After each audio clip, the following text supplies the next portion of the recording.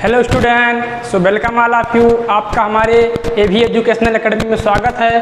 तो जैसा कि आप लोग जानते हैं कि आपका क्वाड्रेटिक इक्वेशन चैप्टर जो है वो फिनिश हो चुका है। तो मैं आज आपको बताने वाला हूं कि आज आपका जो चैप्टर स्टार्ट होने वाला है वो ट्रिग्नोमेट्री स्टार्ट होने वाला है। ठीक, जो बोर्ड की दृष्टि से ये भी चैप्टर एक प्रकार से बहुत इंपॉर्टेंट है। वो मतलब अगर क्वेश्चन बनाता है तो इससे भी बहुत ज़्यादा क्वेश्चन पुटअप करता है। ठीक, तो ऐसी बात नहीं, इस चैप्टर से क्वेश्चन नहीं आता है। तो आप लोग क्या कीजिए, इस चैप्टर को पहले एक बार अपने बुक से पढ़ लीजिएगा या हमारे वीडियो को देखने के बाद फिर उसके बाद उसको क्या कर लीजिएगा, रिवाइज कर लीजिएगा। ठीक, जैसा कि मैं आपको चैप्टर दिख रहा है ट्रिग्नोमेट्री, तो मैं बता दूं इसका जो वेटेज अर्थात जो एग्जाम में आते हैं कितने नंबर के आते हैं, तो इसके बड़े बड़े नंबर्स में भी आते हैं, छोटे छोटे नंबर में भी आते हैं और आपका मीडियम जैसे होगा 4 नंबर 5 नंबर इसके भी आते हैं। ठीक, तो ऐसी बात नहीं कि इसमें सिर्फ बड़े नंबर के आते हैं छोटे नंबर के, इसमें सभी नंबरों से आपके क्वेश्चन क्या होते हैं, पुटअप होते हैं। ऐसी बात नहीं है। ठीक, तो आप देखिए इस चैप्टर का एंजॉय लीजिए। ठीक, और समझिए क्या होता है। तो मैं जैसा कि बताता हूं कि हर बार हर चैप्टर स्टार्ट करने से पहले उसका बेसिक चैप्टर का मतलब समझाता हूं, सेम उसी प्रकार से मैं इस चैप्टर का मतलब समझा रहा हूं।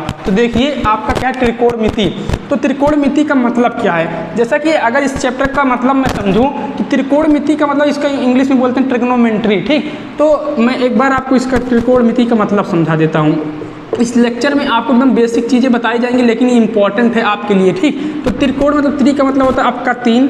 ठीक, और आप ये समझिए कोण का मतलब, कोण आप जानते ही हैं। कोण जैसे मैं बोलूं कि आपकी दो रेखाओं के बीच जो उनका झुकाव होता है, क्या जैसे मैं बोलूं एक रेखा ये गया और एक रेखा ये गया, तो इनके बीच जो झुकाव होता है वही हमारा क्या कहलाता है, एंगल कहलाता है। ठीक, तो बेसिक सा ये डिफिनेशन है। ठीक, तो आपका क्या होगा, ये कोण हो गया। ठीक, और मिति का मतलब क्या होता है, मिति का मतलब होता है मापन। ठीक, क्या होता है, मापन। तो त्रिकोणमिति का होता है 3 कोणों का मापन। सवाल उठा इसका मतलब क्या है, हमें इसका मतलब नहीं समझ में आया। तो देखो 3 आप इसका विच्छेद अर्थात इसको तोड़े एक प्रकार से, तो क्या आया, 3 कोण का मापन। ठीक, तो 3 कोण का मापन किसमें होता है आपको पता होना चाहिए। तो मैं बता दूं आपको, एक चैप्टर आएगा त्रिभुज, जैसा कि आप जानते भी त्रिभुज क्या होता है। तो उसी त्रिभुज जो होता है उसी त्रिभुज में क्या होता है, 3 कोणों का मापन होता है। जैसा कि मैं बोलूँ एक त्रिभुज है ABC।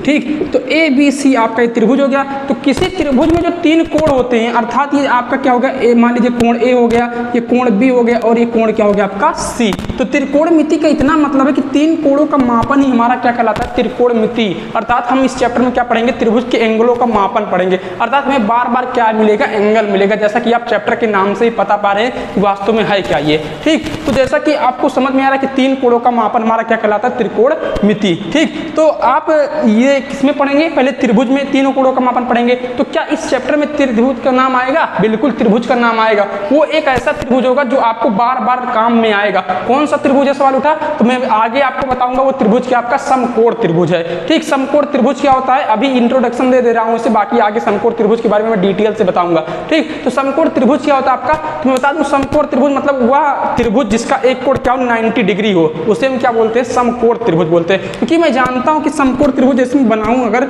ABC मान लीजिए आपका क्या है, ये समकोण त्रिभुज, तो ये एंगल क्या है, 90 डिग्री है। तो ये आपका क्या कहलाएगा, एक प्रकार से समकोण त्रिभुज ही कहलाएगा। क्योंकि मैं जानता हूँ कोण भी कितना है आपका, 90 डिग्री है। ठीक, और मैं जानता हूँ 90 डिग्री के एंगल को मैं क्या बोलता हूँ, समकोण बोलता हूँ। ठीक, तो ये आपका क्या होगा, समकोण त्रिभुज। तो आपको चैप्टर का मतलब समझ में आया होगा कि त्रिकोणमिति क्या होता है। ठीक, त्रिकोणमिति का एक बार फिर से मैं मतलब बता देता हूँ। इसमें क्या होगा, 3 कोणों की मतलब 3 कोणों का क्या होगा, मापन। और मैं जानता हूँ 3 कोणों का मापन किसमें होता है, वो त्रिभुज में होता है। तो इसमें क्या त्रिभुज मिलेगा, बिल्कुल त्रिभुज मिलेगा। कौन सा त्रिभुज होगा, सवाल उठा, तो त्रिभुज आपका क्या होगा, समकोण त्रिभुज होगा। ठीक, ये था बेसिक इंट्रोडक्शन। बाकी उसके बाद मैं आगे चैप्टर के बारे में बताता हूँ। ठीक, तो ध्यान दीजिए।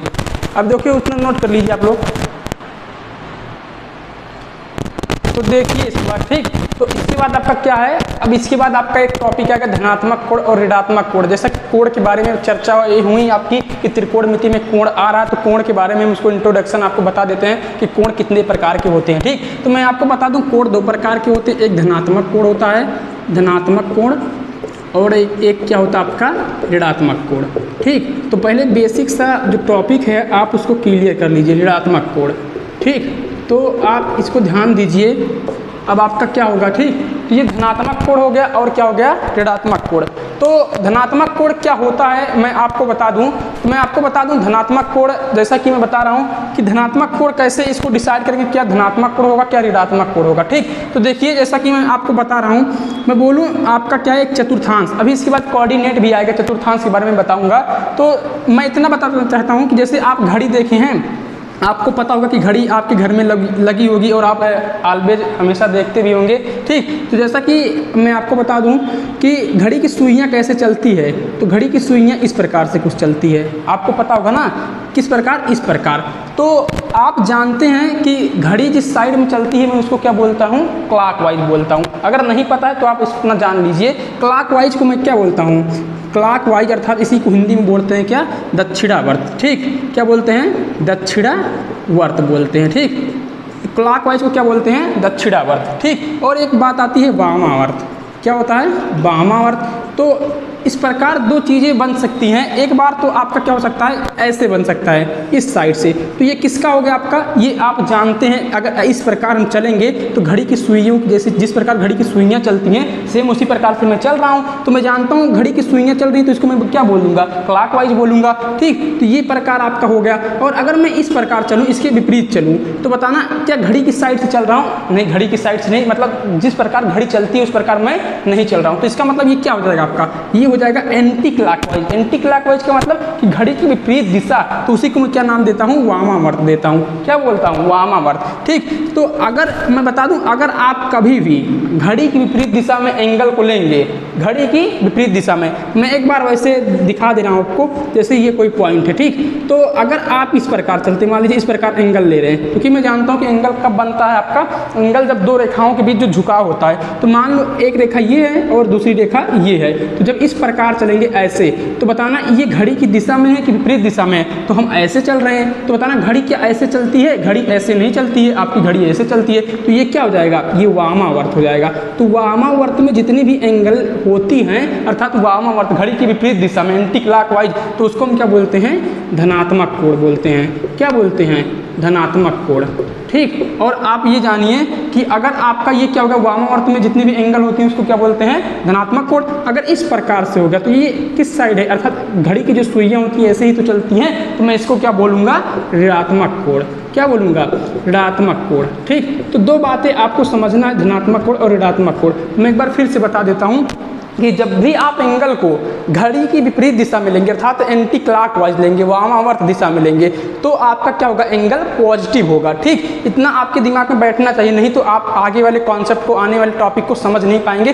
थोड़ा प्रॉब्लम होगा, वैसे तो समझ जाएंगे, लेकिन जो आपको आगे कभी भी भविष्य में काम लगेगा इसका, और ज़रूर लगेगा, क्योंकि ये बहुत बार पूछा गया। ठीक, तो आप इतना समझिए कि जब आपका ये समझना पड़ेगा आपको, जब आप क्या करेंगे, घड़ी की विपरीत दिशा में चलेंगे, अर्थात एंटी क्लॉकवाइज जिसको हम बोलते हैं वामावर्त, तो वामावर्त में जब चलेंगे तो आपका क्या होगा, एंगल क्या होगा, आपका एंगल पॉजिटिव होगा। ठीक, और जब घड़ी की दिशा में चलेंगे, अर्थात घड़ी की दिशा का मतलब क्लॉकवाइज जिसको हम बोलते हैं दक्षिणावर्त, तो आपका एंगल क्या होगा, आपका निगेटिव होगा। ठीक, तो एक बार फिर से रिवीजन, जब आप घड़ी की विपरीत दिशा में चलेंगे तो उसको क्या बोलेंगे, वामावर्त। वामावर्त में क्या होगा, आपका एंगल पॉजिटिव होगा, धनात्मक कोण। और घड़ी की दिशा में चलेंगे तो आपका क्या होगा, घड़ी की दिशा अर्थात क्लॉकवाइज। ठीक, और घड़ी की विपरीत दिशा एंटी क्लॉकवाइज, तो घड़ी की दिशा में क्या हो जाएगा, आपका एंगल क्या हो जाएगा, आपका निगेटिव हो जाएगा, ऋणात्मक। ठीक, तो इतना आप समझ गए होंगे। अगर आपको नोट्स बनाना है, थोड़ा बहुत आपको लिखना है, थ्योरी का पार्ट ये थोड़ा समझना पड़ेगा, तो आप हमारे हिसाब से जो मैं बोल रहा हूँ आप उसको लिख सकते हैं। ठीक, अगर आपको समझ में आ रहा है तो ठीक, तो इतना नोट कर लीजिए। मैं उसके बाद आपको अगला टॉपिक बताता हूँ। ठीक,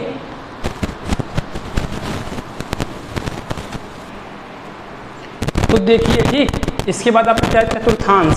आपको एंगल, हमें उम्मीद है एंगल आपको समझ में आया होगा। अगर नहीं समझ में आया तो कमेंट करिएगा, मैं फिर से बता दूंगा। वैसे बार बार जब आएगा तो मैं बता दूंगा। जितना मैं बताया हूँ उतना अगर आपको पता तो आप आगे के सवाल लगा ले जाएंगे और आप उसका मतलब भी समझ जाएंगे। ठीक, बाकी इसमें बहुत चीज़ें हैं, ऐसी बात नहीं है, लेकिन अगर मैं ज़्यादा मतलब डिटेल जाऊँगा तो एंगल का पार्ट ही अलग है, आप जानते हैं। तो मैं जितना इस चैप्टर के दृश्य जितना था मैंने बता दिया। अब चतुर्थांश क्या होता है तो मैं आपको बता दूँ। चतुर्थांश का मतलब, तो जैसे आपका एक x अक्ष हो होता है और एक वाई अक्ष होता है। पहले ये आप समझिए, ये आपको सबसे बढ़िया इस चीज़ को समझने को आप उसमें पाएंगे निर्देशांक ज्यामिति में, इसी 10th में एक चैप्टर है, ठीक, कोऑर्डिनेट ज्योमेट्री, उसमें आप अच्छे से पूरा समझ जाएंगे। तो देखो जैसा कि मैं बोलूँ, यदि आपका क्या है मैं समझा देता हूँ। इसको बोलते हैं जो ये ऐसे है आपका क्षैतिज में, इसको हम बोलते हैं एक्स अक्ष, ठीक, इसको प्लस एक्स बोलते हैं और इसको क्या बोलते हैं माइनस एक्स, इसको प्लस वाई बोलते हैं और इसको माइनस वाई। जो आपका क्षैतिज में है उसको हम क्या बोलते हैं, आपका क्षैतिज में जो है इसको एक्स अक्ष बोलते हैं। जो इस आपको इसको इस पॉइंट है, इस पॉइंट को मूल बिंदु बोलते हैं, क्या बोलते हैं मूल बिंदु, ठीक, आप थोड़ा सा समझ जाइए,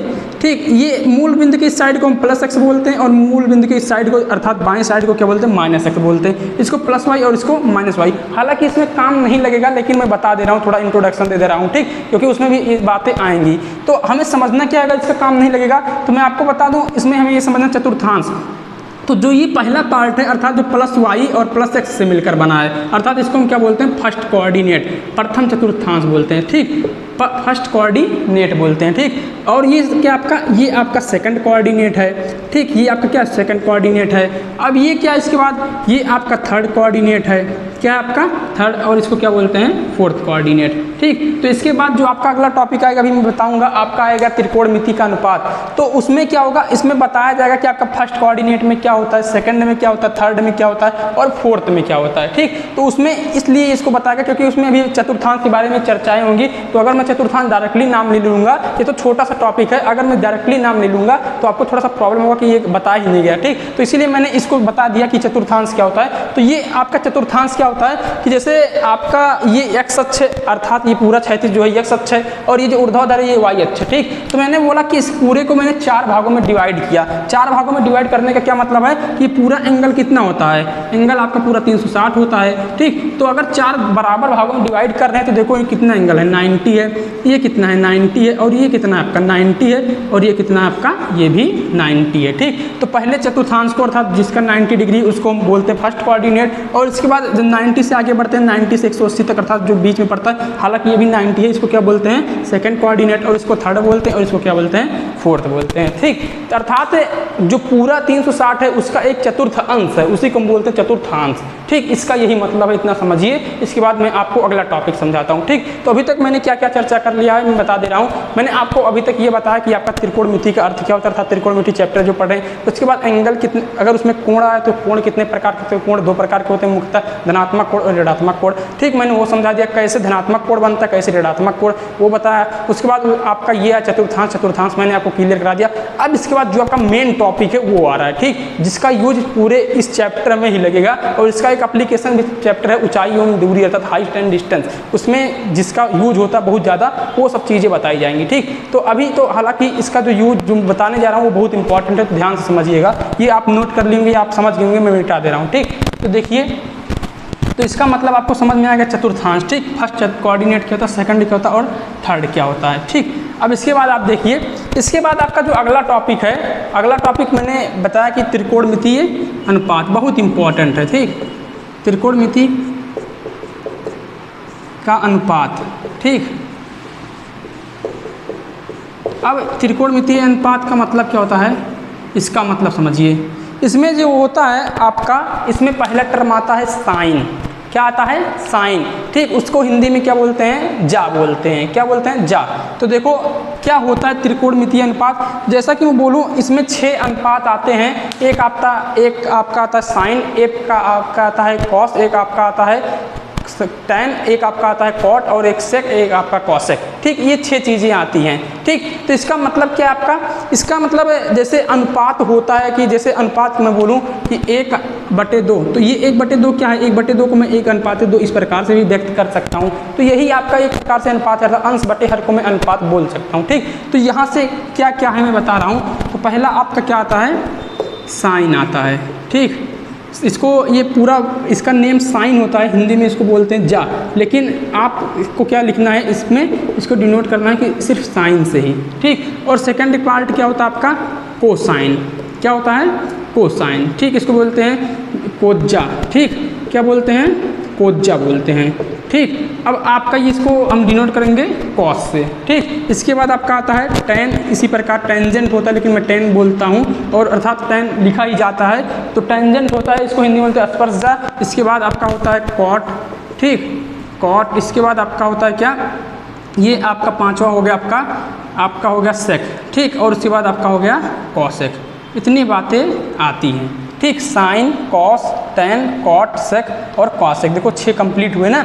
तो इन्हीं 6 बातों की चर्चाएं हम इस पूरे चैप्टर में करने वाले हैं, इन्हीं पर हमारा सवाल पूरा होगा और इन्हीं को हमें समझना है, ठीक। तो जैसा कि मैं बता दूं, साइन क्या होता है, कॉस क्या होता है, टेन क्या होता है, कॉट क्या होता है, सेक क्या होता है, कॉसेक क्या होता है। अभी तो मैंने इनका नाम बताया कि यही सब क्या है, यही आपके क्या है, अनुपात हैं, इसमें त्रिकोणमितीय का अनुपात, ठीक। यही चीज़ें आगे चलकर आपके फलन बदल जाती हैं, अर्थात 11वीं 12th में मैथ पढ़ेंगे तो उसमें जब बातें आएंगी तो त्रिकोणमितीय फलन बन जाता है। यही जो अभी अनुपात का काम करेगा, अभी आगे जाकर अगले वाले क्लास में आप जब पढ़ेंगे तो आपका वो क्या बन जाएगा, फलन बन जाएगा। क्यों बनेगा वो अगर वहाँ पढ़ेंगे तो मैं आपको डिटेल बताऊंगा, लेकिन अभी ये यहाँ पर अनुपात है तो अनुपात के बारे में हम चर्चा करते हैं, ठीक। तो जैसा कि ये कहाँ से आता है, कैसे क्या होता है, ये मैं आपको बताता हूँ। तो मैंने आपको शुरुआत में इसी लेक्चर के पहले मैंने बताया कि आपका क्या होता है, एक समकोण त्रिभुज आता है, क्योंकि मैं जानता हूँ कि त्रिकोणमिति का मतलब 3 कोणों का मापन, और मापन 3 कोण का किस में होता है, त्रिभुज में होता है, ठीक। तो त्रिभुज कौन सा होगा मैं वो आपको बताता हूँ। तो इसमें त्रिभुज आपका क्या होगा, समकोण त्रिभुज। क्या होगा आपका, समकोण त्रिभुज। हालांकि अगर आपको पता ना हो त्रिभुज कितने प्रकार के होते हैं तो मैं आपको त्रिभुज बता देता हूँ। त्रिभुज मुख्यतः आपका जैसे अगर देखा जाए तो वैसे कोणों के आधार पर 3 होते हैं और आपके भुजाओं के आधार पर 3 होते हैं, ठीक। भुजाओं के आधार पर समबाहु त्रिभुज, विषमबाहु त्रिभुज और समद्विबाहु त्रिभुज, और कोणों के आधार पर अधिक कोण त्रिभुज, न्यून कोण त्रिभुज और आपका एक क्या है, समकोण त्रिभुज, ठीक। तो अगर नहीं पता है तो आप जान लीजिए, अगर नहीं पता बिल्कुल ही तो मैं आपको जब त्रिभुज पढ़ाऊंगा तो उसमें पूरा डिटेल करके बताऊंगा, ठीक। बाकी जो आया आप इसको समझिए।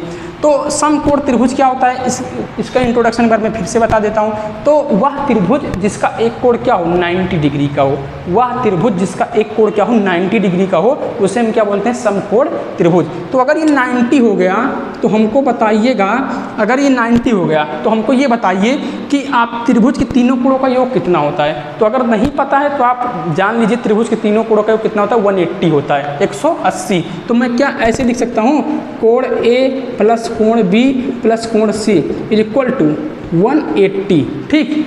अब बताओ अगर कोण आपका कोण बी अगर आपका 90 है प्लस कोण सी इज इक्वल टू 180, ठीक। तो हमको बताना कोण ए प्लस कोण सी का मान।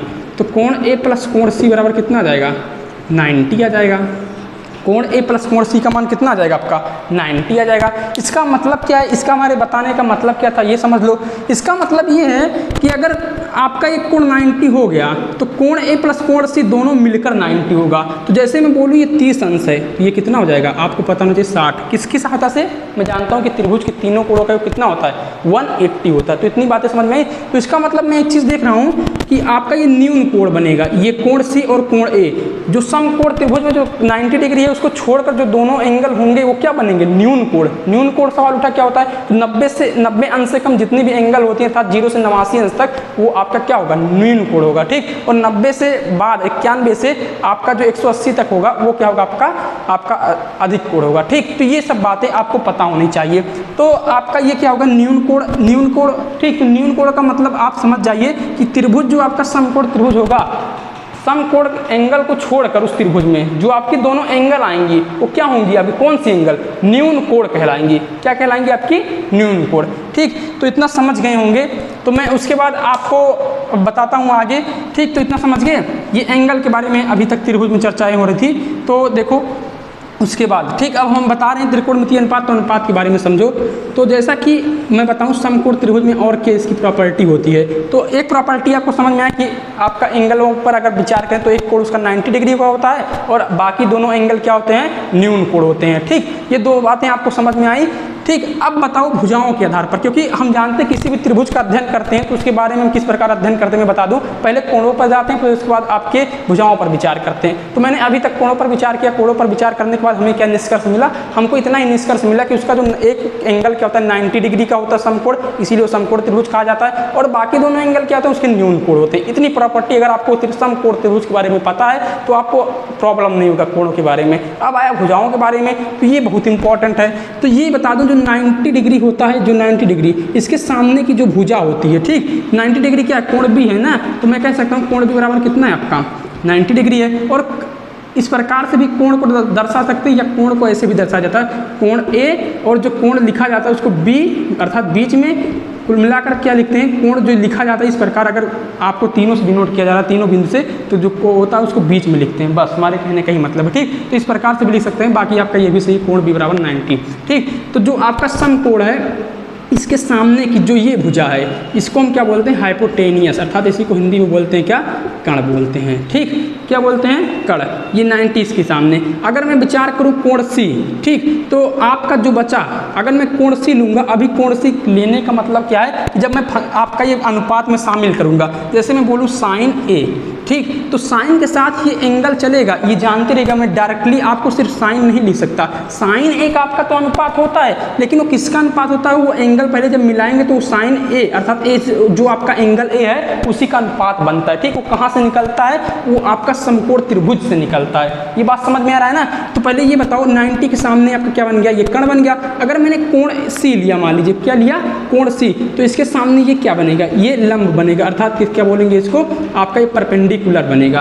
क्या बनेगा, ये परपेंडिकुलर, ठीक। और जो बचा आपका क्या बन जाएगा, बेस, इसको बोलते हैं क्या, आधार। तो ये इतनी बातें समझ में आई। फिर से एक बार मैं बता देता हूँ, जो आपका 90 डिग्री है, 90 डिग्री के सामने की जो भुजा है वो क्या होगा, आपका ये कर्ण होगा, ठीक। और ये आपका क्या होगा, ये आपका आधार हो गया। अगर मैं कोण सी लिया तो ये आपका लंब हो गया, ठीक। अगर मैं कोण ए लूंगा तो मैं बताऊंगा जो आपका कोण लिया जाएगा इस अनुपात के साथ, इस जो आपका ये है अनुपात, त्रिकोणमितीय अनुपात, साइन, कॉस, टैन, कॉसेक, सेक, कॉट, इनके भी जो एंगल लिया जाएगा, इनके सामने की जो भुजा होगी, मैंने ए लिया तो इसके सामने की भुजा ये है, तो ये लंब का काम करेगा। अगर सी लिया गया तो इसके सामने की भुजा ये है, तो ये लंब का काम करेगा। हमें पता है कि अभी आपको थोड़ा कम समझ में आ रहा होगा, क्योंकि आपको पहली बार ही मिल रहा है, लेकिन अभी धीरे धीरे हम बताएंगे, आपको डिटेल में मतलब कवर हो जाएगा, ठीक। लेकिन अभी जो बताया जा रहा है उतना समझने का प्रयास कीजिए। तो देखो, मैं फिर से बता दे रहा हूँ, ये कर्ण आपको समझ में आ गया होगा। अब अगर मैंने सी लिया, ठीक, तो मैं एक बार फिर से इसको समझा देता हूँ। तो देखो, अगर मैं बताऊँ इसको, देखो ध्यान दो, ये आपका ए है, ये आपका बी है, ये आपका सी है, ये 90 डिग्री है, ठीक। इसके सामने ये किसका काम करेगा, ये कर्ण का काम करेगा, ये आपको पता है, ठीक। अब आपका क्लियर होगा कि एसी भुजा को हम क्या बोल देंगे, एसी भुजा को हम क्या बोलेंगे, आपका ये कर्ण हो गया, ये तो क्लियर है, इसमें कोई दिक्कत नहीं, ठीक। अगर मैं बोलूँ सी लूँगा, ध्यान समझिएगा, सी लेने का मतलब क्या है, सी लेने का मतलब जो आपका ट्रिग्नोमेट्री में ये sign, cos, tan, cot, sec, cosec, ये जो बातें आ रही हैं, अर्थात ये जो अनुपात आ रही है, अनुपात कैसे बन रहा है, तो ये अगर मैं साइन लिया तो साइन के साथ हमें हमेशा एंगल लिखना पड़ता है, ठीक। क्यों, क्योंकि मैं पढ़ रहा हूँ त्रिकोणमिति, और त्रिकोणमिति में कोण का क्या होता है, मापन। तो मैं साइन लिया, ये तो था आपका साइन, आपका क्या त्रिकोणमिति में आपका होता, मैंने बताया कि अनुपात होता है, लेकिन साइन के साथ जब मैं एंगल को शामिल करूंगा तब वास्तव में पूरा अनुपात बनेगा। अभी अधूरा था, लेकिन जब मैंने एंगल लिया तब ये क्या बना, आपका अनुपात बना, तो साइन ए बना। अब साइन ए, तो अगर ए लिया गया तो ए आपका एंगल ये है, ठीक, एंगल ए है ना, तो इसके सामने की भुजा ये क्या कहलाएगी, ये आपकी लंब कहलाएगी, ठीक। और ये आपका क्या है, कर्ण है, ही फिक्स है, इसमें चेंज नहीं होगा, ये कर्ण कभी भी बदलता नहीं है, ठीक। तो ये लंब हो गया। अब आपका ये बचा क्या, ये बचा, इसको हम क्या बोल देंगे, आधार बोल देंगे। क्या बोल देंगे, आधार बोल देंगे, ठीक। अगर मैंने सी लिया, मान लीजिए सी, तो इसके सामने की भुजा ये है, तब ये लंब का काम करने लगेगी, ठीक, ये लंब का काम। और बचा क्या, ये बचा, तब आपका ये आधार हो जाएगा। समझ में आया ना। तब इसके बाद आपका ये एंगल सी हो गया। तो कहने का मतलब हमें ये चीज़ समझ में है कि कर्ण कभी चेंज नहीं होता, लेकिन आपका लंब और आधार चेंज हो सकता है। कब चेंज होगा? जब हम एंगल को क्या कर देंगे, चेंज कर देंगे। ठीक, एंगल को जब चेंज कर देंगे, जैसे मैंने ए लिया तो ए लिया तो आपका चेंज हुआ लंब, और इसको जब सी लिया तो सी लिया तो उसके बाद तब भी एंगल चेंज हुआ। तो एंगल चेंज हुआ और एंगल चेंज होने से हमारा क्या चेंज हो गया, लंब और आधार।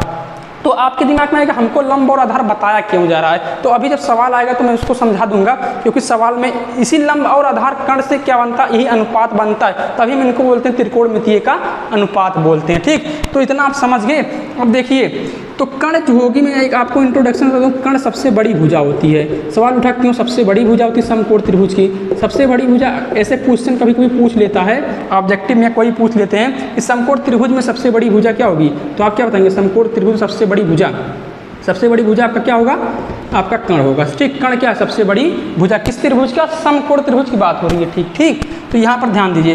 अब इसमें एक फार्मूला आता है कि आपका जो कण है इसका स्क्वायर, अर्थात इसको मैं डिनोट करूँगा के से। कण का स्क्वायर क्या होगा, लंब स्क्वायर प्लस आधार स्क्वायर, ये फार्मूला। कण का स्क्वायर बराबर लंब का स्क्वायर प्लस आधार का स्क्वायर। तो देखो इस फार्मूले से क्या प्रूफ हो रहा है कि जो कण है वो अन्य दोनों भुजाओं के, अर्थात अलग अलग दोनों भुजाएं जो हैं लंब और आधार, उनके अलग अलग स्क्वायर के योग की क्या है, बराबर। कहने का मतलब इसका जो ये लिखा गया इसका कैसे पढ़ेंगे इसको, तो मैं ऐसे पढ़ूंगा जो कण का स्क्वायर है वो अन्य दोनों भुजाओं के वर्गों के योग की क्या है, बराबर है। फिर से कण जो भुजा है उसका जो स्क्वायर है अन्य दोनों भुजाओं के वर्गों के योग के बराबर है। ठीक, ये आपको समझ में आया। तो इसका मतलब यहाँ से सिद्ध होता है कण, देखो जब दोनों भुजाओं को ऐड कर रहे हैं स्क्वायर करके तभी तो कण मिल रहा है, तो इसका मतलब सबसे बड़ी भुजा क्या हुआ, कण हुआ। ठीक, तो आप जानते रहिएगा समकोण त्रिभुज सबसे बड़ी भुजा क्या होगी, कण। ठीक, ये पहली बात। और उसके बाद क्या इसकी भुजाएं, मतलब कण कभी चेंज होगा, कण कभी नहीं चेंज होगा। कण आपका जो 90 डिग्री बनेगा उसी के सामने की भुजा जो होगी वही कण कहलाएगा। बाकी जो लंब और आधार है आपका वो चेंज हो सकता है एंगल लेने पर। एंगल किस में लिया जाएगा, आपका साइन कॉस टैन में लिया जाएगा। ये चीज़ें आपको समझ में आ गई होंगी। ठीक, हमें लग रहा है। तो इसमें हमको सीखने को मिला क्या, मैं फिर से बता दे रहा हूँ आपका, ये इतनी बातें आपको सीखने को मिली कि आप पहला लिखेंगे कि कण जो होगा समकोण त्रिभुज में, ठीक लिखेंगे समकोण त्रिभुज में कण जो है वो सबसे बड़ी भुजा है, सबसे बड़ी भुजा।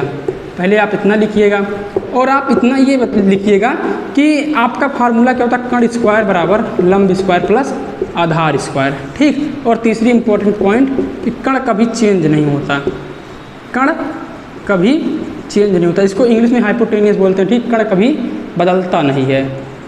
बदलता क्या आपका बदलता है क्या, आपका लंब और आधार। ठीक, तो अब देखो, अब पहले एक एक चीज़ का बात करता हूँ। तो जैसे आप इतना इंट्रोडक्शन अभी तक जितना बताया आपका क्लियर हो गया होगा। ठीक, अब मैं इसके बाद आगे अगला टॉपिक बताता हूँ। तो देखो अब आपका अगला टॉपिक क्या है, अगला टॉपिक आपका, जैसे मैं एक बार समकोण त्रिभुज बना लेता हूँ तभी आपको समझ में आएगा अच्छे से। ठीक, ध्यान से समझिए, यही बेसिक है, यही पकड़ ले गए आप तो कभी प्रॉब्लम नहीं होगा ट्रिग्नोमेट्री में। ये ए है, ये बी है और ये सी, ये 90 डिग्री है, आप जानते ही हैं। ठीक, तो देखो साइन, पहला अनुपात ले रहा हूँ। ठीक, साइन और एंगल ए ले रहा हूँ, एंगल क्या ले रहा हूँ, ए। ठीक, ये बताइए क्या है आपका कण। अगर मैंने एंगल ए ले लिया तो लंब ये बनेगा कि ये बनेगा, तो आप जानते हैं लंब ये बनेगा क्योंकि ए के सामने की भुजा यही तो है, ये लंब बन गया। तो ये क्या हो जाएगा, आपका आधार बन जाएगा। ठीक, अब देखो साइन ए बराबर जो होता है आपका वो क्या होता है, साइन ए बराबर ये होता है लंब बटे कण होता है। क्या होता है, लंब बटे कण, साइन बराबर। ठीक, क्या होता है, लंब बटे कण होता है। ठीक, आपका क्या होता है, लंब बटे कण। और सेकंड पार्ट क्या होता है आपका, मान लीजिए कॉस हमने ले लिया तो कॉस ए, तो कॉस क्या होता है, ये आपका आधार बटे कण होता है। क्या होता है, आधार बटे कण। ठीक, अब आपका टैन क्या होता है, तो टैन आपका क्या होता है, लंब बटे आधार होता है। क्या होता है, लंब बटे आधार। ठीक, अब उसके बाद अगला टॉपिक क्या है, तो अगला टॉपिक जो आपका आया, मैं कॉट ले लेता हूँ। ठीक, तो आपका कॉट क्या होगा, कॉट आधार बटे लंब होगा। ठीक, अभी आपको सभी बातें समझ में आ जाएंगी, आधार बटे लंब। ठीक, और पांचवा क्या है आपका, सेक हमने मान लिया, तो सेक क्या होगा आपका सेक जो होता है वो कण बटे आधार। क्या होगा, कण बटे आधार। ठीक, और आपका सेक, ये एंगल मैंने ले रहा हूँ, सॉरी, टैन ए होगा, कॉट ए होगा, नहीं तो आप डिसाइड नहीं कर पाएंगे ना कि ए के सामने की भुजा क्या है, सेक ए है। ये मैं अभी बता रहा हूँ सेक ए बराबर होता क्या है। और ये आपका लास्ट क्या है, कॉसेक, तो कॉसेक ए बराबर, कॉसेक के बराबर क्या होता है आपका कॉसेक के बराबर कण बटे क्या होगा, कण बटे लंब होगा।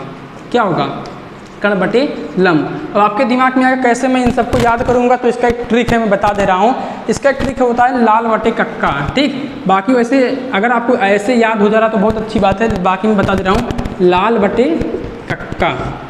ठीक, बहुत फेमस ट्रिक है, बाकी आपको वैसे पता होना चाहिए। देखो लाल बटे कक्का, अगर मैं इनको अलग अलग तोड़ूँ तो यल बटे के, ठीक, ए बाई के, और आपका क्या, एल बाई ए। तो एल बाई के का मतलब लंब बटे कण। तो बताना लंब बटे कण कहाँ आ रहा है आपका, लंब बटे कण आपका आ रहा है लंब बटे कण, साइन में आ रहा है। तो साइन, इसको हम क्या बोलते हैं, साइन बोलते हैं। ठीक, आधार बटे कण को क्या बोलते हैं, इसको हम कॉस बोलते हैं। और लंब बटे आधार को क्या बोलते हैं, इसको हम tan बोलते हैं। तो लाल बटे कक्का यदि आपको पता है, जैसे मान लीजिए एग्जाम में गए आपको नहीं पता है, तो लाल बटे कक्का दिमाग में लगाएंगे तो लाल बटे कक्का रहा लंब बटे कर्ण। तो लंब बटे कर्ण किसका काम करेगा? साइन का। उसके बाद आप आधार बटे कर्ण, आधार बटे कर्ण कॉस का। उसके बाद लंब बटे आधार आपका tan का काम करेगा। ठीक, तो ये बातें आपको समझ में आ गई। तो पहले आपको ये पता होना चाहिए कि साइन ए बराबर होता क्या है। तो साइन ए बराबर मैं फिर से बता दे रहा हूँ क्या होता है, लंब बटे कर्ण होता है। कॉस बराबर क्या होता है, तो कॉस बराबर अर्थात उसको एंगल लिखेंगे हमेशा, ऑलवेज एंगल उसके साथ लिखेंगे। साइन ए बराबर लंब बटे कर्ण, कॉस ए बराबर आपका आधार बटे कर्ण, और tan ए बराबर लंब बटे आपका आधार। ठीक, लंब बटे आधार। ठीक, और आपका ये कॉट ए बराबर क्या हो जाएगा, आधार बटे लंब, और से के बराबर कर्ण बटे आधार, और कॉस से के बराबर कर्ण बटे लंब। ठीक, तो अब देखो इसमें कैसे लिखेंगे, तो इसमें मैं लिखना बता दे रहा हूँ। ये लाल बटे कक्का आपको समझ में आया होगा ना, लाल बटे कक्का का मतलब। ठीक, मैं लिख दे रहा हूँ साइड, अगर नोट करना है तो आप नोट कर सकते हैं। तो ये आपका लाल बटे कक्का है, ऐसे नोट कर सकते हैं, ऐसी बात नहीं है। ये L बाई के A बाई के L बाई A, तो इसको साइन बोलते हैं, इसको कॉस और इसको tan। इसी का जब उल्टा कर देंगे कक्का बटे लाल, ठीक, तो आपका कर्ण बटे लंब क्या बन जाएगा, कॉसेक बन जाएगा। ठीक, और कर्ण बटे आधार क्या बन जाएगा, कर्ण बटे आधार सेक बन जाएगा, और आधार बटे लंब क्या बन जाएगा, ये कॉट बन जाएगा। ठीक, अब देखो यहाँ से मैं क्या बताना चाहता हूँ, बताना साइन ए बराबर यहाँ से देख कर बताओ क्या आएगा। तो साइन ए बराबर क्या होता है, लंब बटे कर्ण। तो बताना लंब कितना होगा, एंगल क्या लिया गया है, ए लिया गया है। तो ए के सामने की भुजा क्या है, BC है, तो पहले हमने BC लिख लिया, लंब हो गया। अब बचा क्या, कर्ण बचा। तो कर्ण कभी बदलता नहीं, वही है, तो कर्ण कितना है, AC। ठीक, तो आपका साइन ए बराबर BC बाई AC, किस त्रिभुज के लिए, समकोण त्रिभुज ABC के लिए। समझ में आया ना। तो बताना इसी प्रकार कॉस ए बराबर कितना होगा, तो कॉस ए बराबर क्या होगा, आपका कॉस ए बराबर होता क्या है, आप जानते हैं फार्मूला, आधार बटे कर्ण होता है। तो आधार कितना है, तो आपका आधार ये तो लंब है, आधार आपका ये है, इसको किससे लिखेंगे, AB से। किससे लिखेंगे, AB से। ये आपका AB हो गया, और कर्ण कितना आपका AC है। ठीक, इसी प्रकार हमको tan बराबर होता है, tan A बराबर। तो tan A बराबर, तो tan A बराबर A के सामने क्या है, ये BC क्या है, लंब का काम कर रहा है, तो BC हो गया। ठीक, अब उसके बाद आपका BC ये लंब हो गया। अब आपका कर्ण कितना बचा, तो कर्ण आपका AC हो गया, सॉरी कर्ण नहीं, लंब बटे आधार होता है, तो लंब बटे आधार, आधार AB। देखो हमने लिखा है ना, tan A बराबर लंब बटे आधार, तो tan A बराबर आपका क्या हो जाएगा, BC बाई AB हो जाएगा। ठीक, अब इसी प्रकार हमको बता दो कॉसेक बराबर, तो कॉसेक A बराबर जब लिखेंगे तो क्या होता है, कर्ण बटे आपका लंब होगा, कर्ण बटे लंब, क्योंकि इसी का तो उल्टा होगा, कर्ण बटे लंब। तो आपका कर्ण कितना है, AC है, तो AC बटे आपका क्या बन जाएगा, BC, क्योंकि देखो BC यही आपका एंगल A है, इसके सामने लंब क्या है, BC है। ठीक, अब इसी का जस्ट उल्टा करेंगे तो सेक A बराबर क्या होगा, सेक A बराबर क्या होगा आपका आधार बटे सॉरी कर्ण बटे आधार हो जाएगा, क्योंकि कॉस के बराबर क्या होता है, आधार बटे कर्ण होता है, तो आपका कर्ण बटे आपका आधार बन जाएगा। ठीक, तो देखो कॉस से बराबर कितना था, AB बाई AC, तो ये AC बाई AB होगा।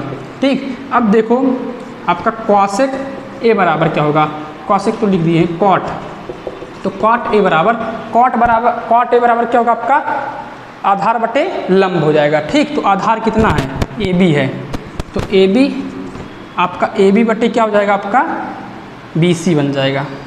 ठीक, तो ये आपके 6 फंक्शन त्रिभुज समकोण त्रिभुज ABC के लिए लिखे गए हैं। ठीक, तो इतना आपको समझ में आया होगा कि समकोण त्रिभुज में त्रिकोणमिति का मतलब, त्रिकोणमिति आपका होता क्या, इस चैप्टर के बारे में भी जो चर्चा किया मैं बता दे रहा हूँ। त्रिकोणमिति होता क्या ये बताया गया, उसके बाद आपको बताया गया कि कोण कितने प्रकार के होते हैं, उसके बाद चतुर्थांश के बारे में, और जो सबसे इंपॉर्टेंट बात है वो आपको बताएगा त्रिकोणमिति का अनुपात। तो इसमें कितने आपके अनुपात आते हैं त्रिकोणमिति के, 6 अनुपात आते हैं, sign, cos, tan, cot, sec, cosec, ये चीज़ हो गई। अब उसके बाद साइन क्या होता है, कॉस क्या होता है, टैन क्या होता है, फिर कॉसेक, सेक, कॉट क्या होता है। ठीक, तो पहले इसमें तो मैंने बताया समकोण त्रिभुज इसमें लगता है, तो समकोण त्रिभुज होता क्या है, पहले कोणों के आधार पर बताया, कोण में क्या प्रॉपर्टी होती है समकोण त्रिभुज की, उसके बाद भुजाओं पर बताया भुजाओं में क्या प्रॉपर्टी होती है, फिर उसको आपने नोट किया, फिर उसके बाद मैंने इसके मतलब अगर समकोण त्रिभुज ABC ले रहे हैं तो साइन A बराबर कितना होगा, कॉस A बराबर कितना होगा, टैन A बराबर कितना होगा, कॉसेक A बराबर कितना होगा, सेक A बराबर कितना होगा, और कॉट A बराबर कितना होगा। और मैंने एक आपको ट्रिक बताया कि आपका लाल बटे कक्का क्या होता है, अर्थात लाल बटे कक्का से हम साइन और कॉस टेन का मान बता सकते हैं, और आपका कक्का बटे लाल से कॉस एक्स से कॉट का मान बता सकते हैं। ठीक, तो यहाँ से मैंने इतनी बातें चर्चा की, इतना नोट कर लीजिए, बाकी आपको आगे टॉपिक बताया जा रहा है।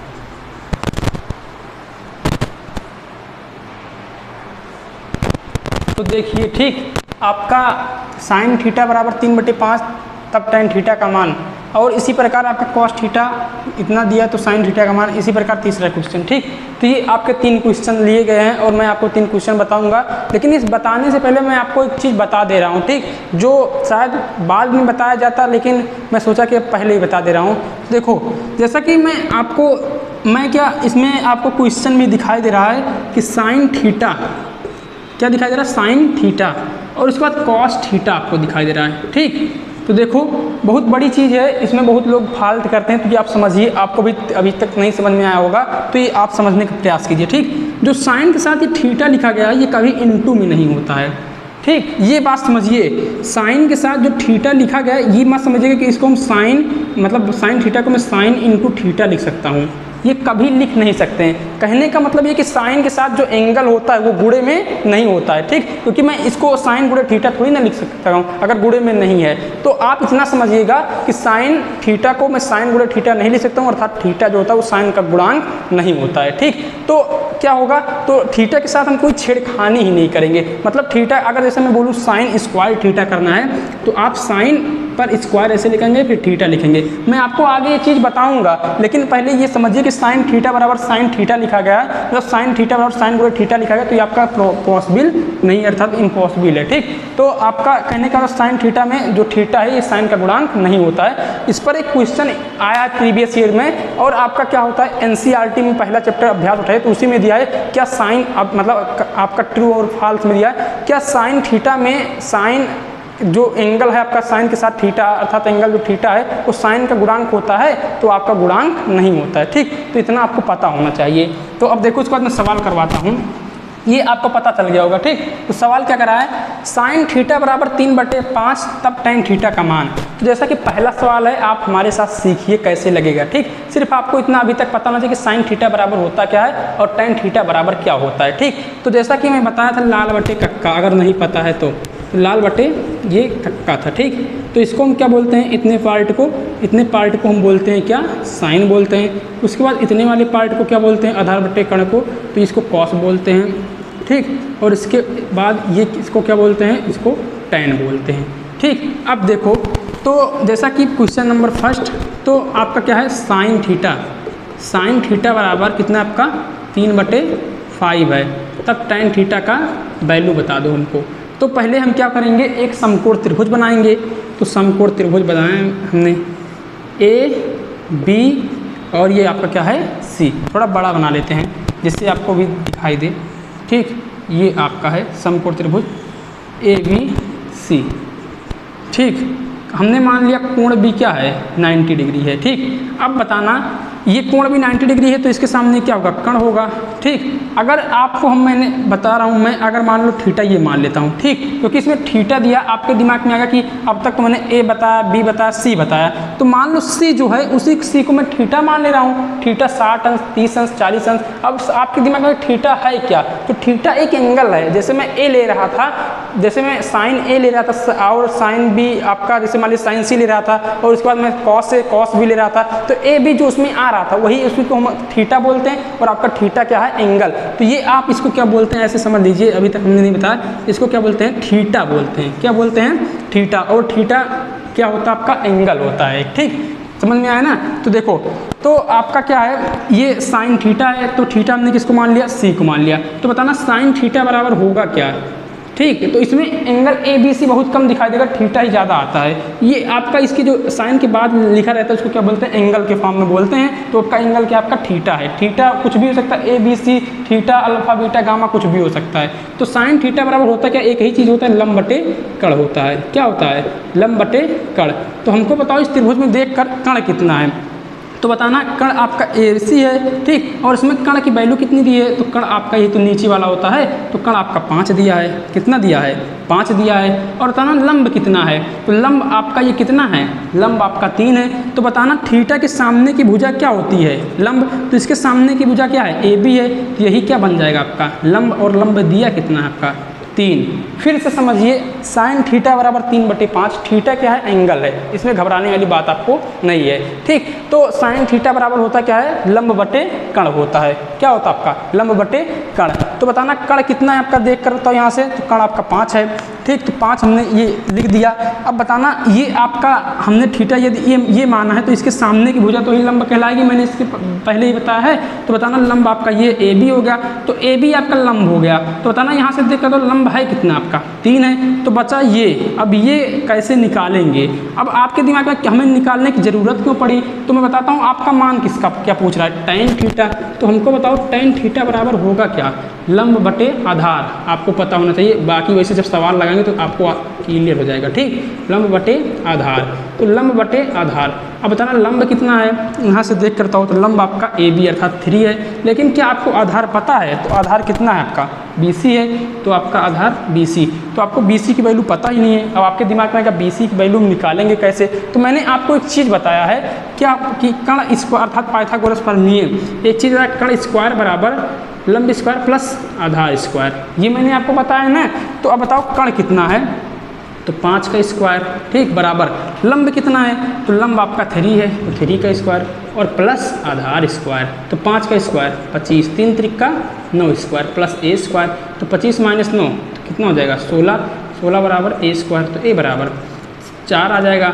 अब ये A बराबर कितना आ गया आपका 4 आ गया, ठीक। तो A बराबर यदि 4 आ गया तो अब देखो यहाँ से आपका A बराबर 4 आ गया अर्थात A क्या आपका आधार है, ठीक। तो यहाँ से A बराबर 4 आ गया, तो tan थीटा बराबर कितना है आपका लंब बटे आधार, तो लंब 3 है, आधार हमें निकालना था, हमने फाइंड कर लिया, तो 3/4, ये आपका क्या हो जाएगा रिजल्ट हो जाएगा, ठीक, यही आपका क्या है आंसर। तो देखो ये अनुपात में चल रहा है कि नहीं 3/4, तो इसीलिए हमने कहा त्रिकोणमितीय अनुपात था, ठीक। Sine cos tan cot sec cosec ये सब क्या है त्रिकोणमितीय अनुपात है, इतना नोट कर लीजिए। इसके बाद आपका अगला सवाल करवाते हैं, ठीक, समझ में आया ना। अगर कोई प्रॉब्लम है तो आप हमें कमेंट बॉक्स में ज़रूर बताइएगा।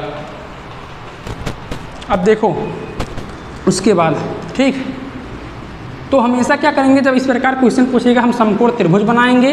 हमारा प्रोसेस क्या होगा मैं बता दूं, पहले समकोण त्रिभुज बनाएंगे, फिर जो दिया है उसमें क्या क्या दिया है लंब कण आधार में से, फिर जो नहीं दिया है हम पाइथागोरस प्रमेय से निकाल लेंगे, अर्थात जो कण स्क्वायर वाला लंब स्क्वायर प्लस आधार स्क्वायर इसी को हम पाइथागोरस प्रमेय बोलते हैं, ठीक। हम वहाँ से फाइंड कर लेंगे, फाइंड करने के बाद हमारा क्या होगा जो पूछेगा उसमें हम उसकी वैल्यू निकालेंगे पहले, अगर दिया होगा तो निकाल लेंगे उसी से, नहीं दिया होगा तो हम कण स्क्वायर बराबर लंब स्क्वायर प्लस आधार स्क्वायर से फाइंड कर लेंगे, ठीक।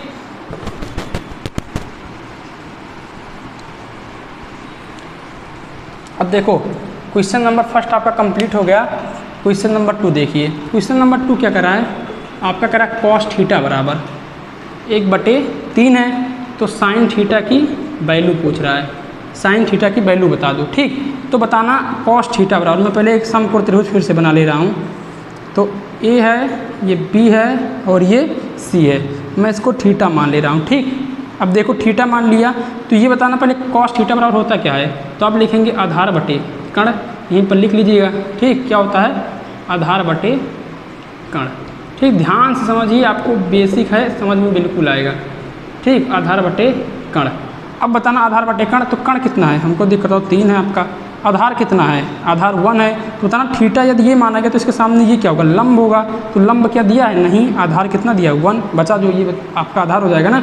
लंब नहीं दिया है तो हमें क्या ज़रूरत है लंब की, मैं चेक कर लेता हूँ। आपको पूछ क्या रहा है साइन थीटा, और आपको पता है साइन थीटा होता है क्या है लाल आपका लंब बटे कण होगा, तो ये लंब और बटे कण, तो कण तो पता है लेकिन लंब पता है नहीं, तो कैसे निकालूंगा पाइथागोरस प्रमेय से। क्या होता है कण स्क्वायर बराबर लंब स्क्वायर प्लस आधार स्क्वायर, कण का वैल्यू कितना है 3, 3 का स्क्वायर, लंब कितना दिया है लंब फाइंड करना है, आधार कितना दिया 1 का स्क्वायर, ठीक। तो 3 त्रिक 9 बराबर लंब स्क्वायर प्लस 1, ठीक। अब देखना 1 को इधर लाऊंगा तो कितना बन जाएगा 9 - 1 8 बन जाएगा, लंब स्क्वायर बराबर 8 आ गया, तो यल बराबर कितना आ जाएगा √8, मैं इसको लिख सकता हूँ 2 2। ठीक, अब आप कहेंगे कि इसके पहले आपने दो घात समीकरण बताया था, तो उसमें बताया था कि जिसकी मैक्सिमम पावर दो, इसके दो मान आएंगे, एक प्लस और एक माइनस। तो प्लस आएगा, एक माइनस आएगा, तो क्या मैं माइनस लूँगा? ये भुजा है और भुजा एक डिस्टेंस होता है। मैंने बताया डिस्टेंस कभी निगेटिव नहीं होता, तो इस निगेटिव क्या कर दूंगा? छोड़ दूंगा, ऑलवेज क्या लूँगा? पॉजिटिव। ठीक, तो ये बराबर 2√2। अब देखो आपका लंब कितना है, आपका लंब आ गया 2√2 और आपका कण कितना है? 3 है। तो साइन थीटा बराबर कितना आ गया? आपका आ गया साइन थीटा बराबर 2 लंब बटे कण ना, लंब कितना आ गया? 2√2 और कण कितना आपका? 3 है।